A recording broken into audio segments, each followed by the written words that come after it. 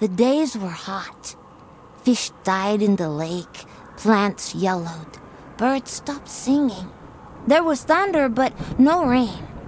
You call this period the Great Ecological Catastrophe. I heard my mother's heartbeat as she carried me to Alphaville. People chased us. I remember her driving and bison running by. Then we reached the flooded city with refugees in rubber boats. Suddenly, I couldn't find Mama. I was scared and alone. I'll never know whether she died or abandoned me. I only remember the rockets leaving for Mars. That night, the fighting started. I ran deep into the forest. A she-wolf found me and raised me with her cubs. People who didn't make it into the rockets were dying in combat and from the mutating environment. But we, the orphans and animals, didn't fight. Instead, together we adapted to nature that grew out of the rubble. Many moons passed, and then one day, some humans returned. They called themselves Martians. They flew around dressed in yellow. They went hunting and played golf. I would steal their golf balls for fun. It really upset them. Then one day, I found a dead Martian. I took off his helmet and put it on. There was music playing in it. After years of only speaking wolf, I listened to the Martian radio and learned human language again. After the group left, one full moon later, I was chasing a tasty bug when another spaceship with new Martians arrived. It soon became clear they were trouble.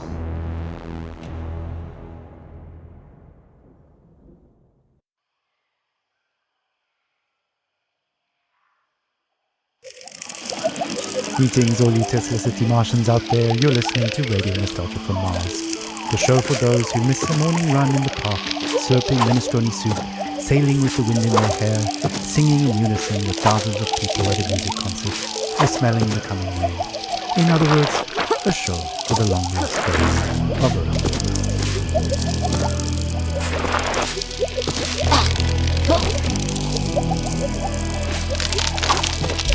I'm the son of no one. I'm the son of no one. I'm the son of no one. I'm the son of no one.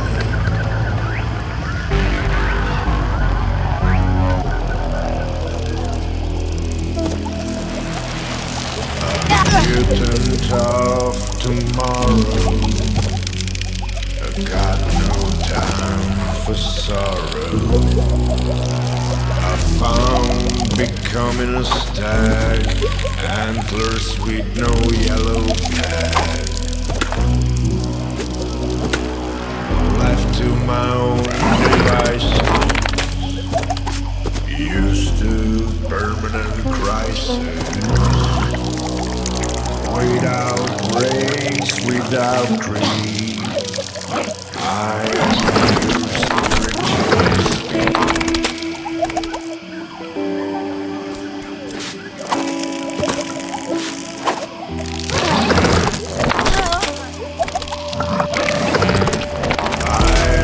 the son of no one.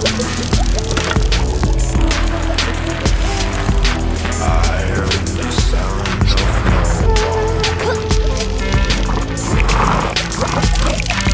I am the son of no one.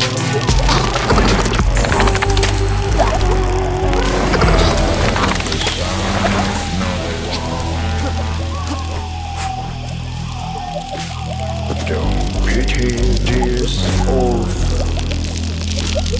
I'm a bundle of orphan. This bastard will overcome even the Armageddon. Lungs and legs propel me. You cannot buy or sell me. I move through life like water. No one's son, no one's daughter. I am the son of no one, the son of no one.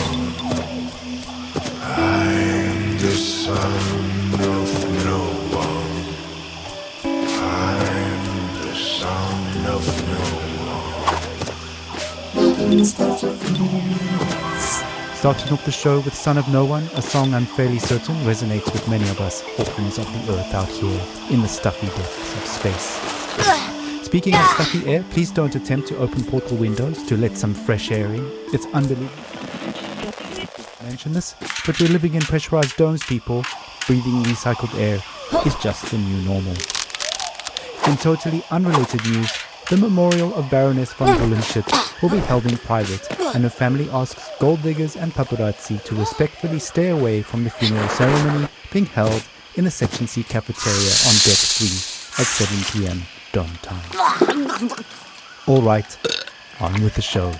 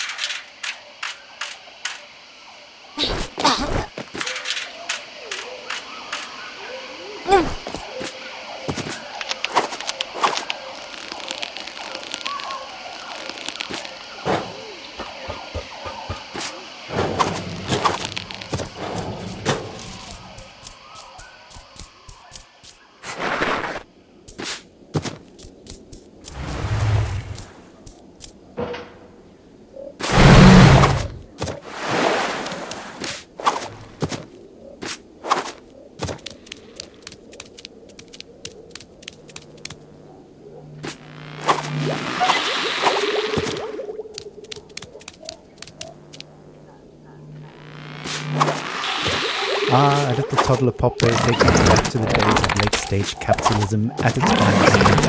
Child labor never sounded so sweet. On that note, it's time for another story, a look back at life on the open road, and a look forward to the long road ahead.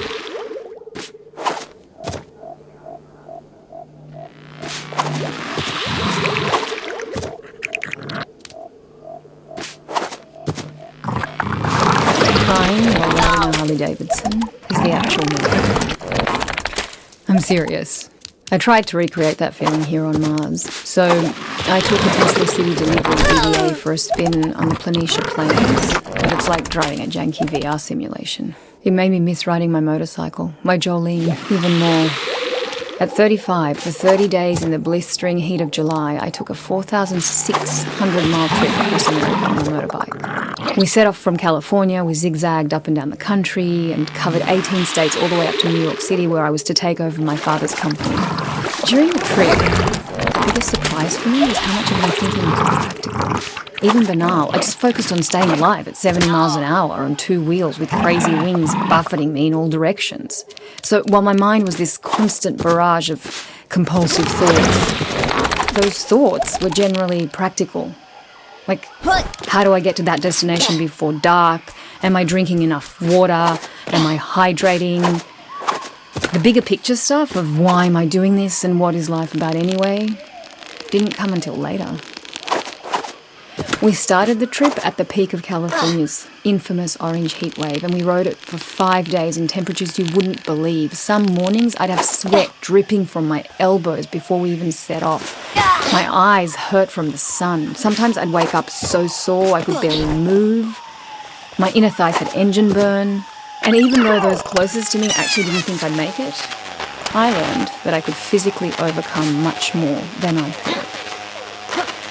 So after that rite of passage, I knew I could take over the company. Instead of being an entitled little brat whose father would pay for her theatre career, I turned the company into a $1 trillion business. And now, here I am with my family on Mars, among the last representatives of humanity in the universe. But aside from this high-minded idealism, life has no meaning. Because of these damn EVA suits, there's no wind on the highway here. No open-air solitude that makes you feel one with the world like back on Earth. On Mars, even if you manage to get outside, you're still trapped in a bubble of your own stale air. No matter where you go, isolation clings to you. Unlike the open road, it's an experience of void, not wholeness. There's no dancing asphalt in the heat, and no neon-lit diners, and 2 a.m. omelettes with green bell peppers and yellow cheddar with a side of burnt hash browns, greasy bacon and black coffee. Instead, there's this barren rock and strictly monitored oxygen levels in sterile domes. We live in bubbles within bubbles. I admire how far we've come and how resilient we are, but I wonder, maybe we're just fooling ourselves. Just like during my epic ride, we've mostly figured out the banal questions about water and food and sanitation, and now the greater questions are looming. What are we really doing here? What is our future? And what will the meaning of life be for my kids? At any rate, the point is, I miss my Jolene. That's all. Thanks for listening. Thank you for taking us on that ride with you, Brianna. Your story is an inspiration for all and reminds us to face our difficulties head on and to value the small things in life, even out here on Mars. Motorcycles, grease, wind in the hair. What better way to remember than with some psychedelic rock for the road?